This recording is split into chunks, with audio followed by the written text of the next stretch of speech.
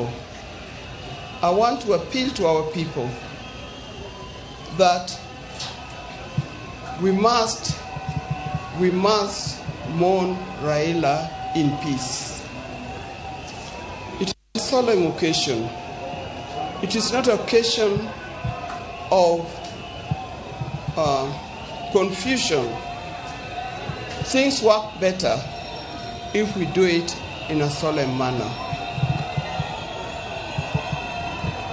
I want to appeal. I've been to many international funerals. I was in the funeral of Nelson Mandela. I was in the funeral of Winnie Mandela. I was in the funeral of President Magufuli here in Tanzania.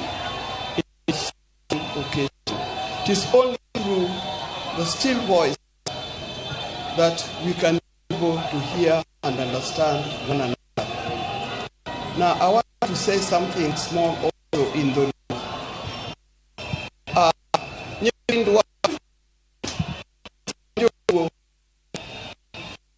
how kulok liel mar moro mar nasana no display nyaka nyocha gini timre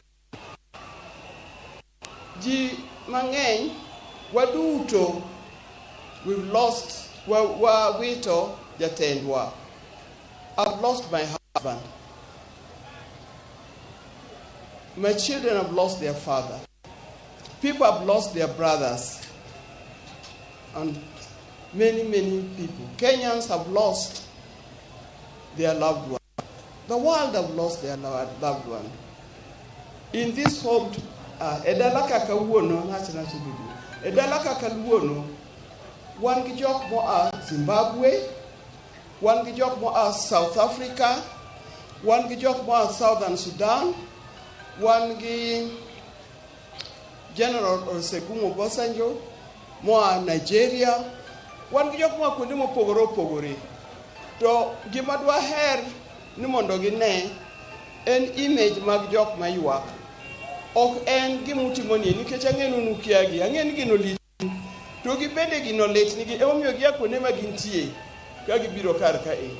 Onego kik wanyis timbe moko makelo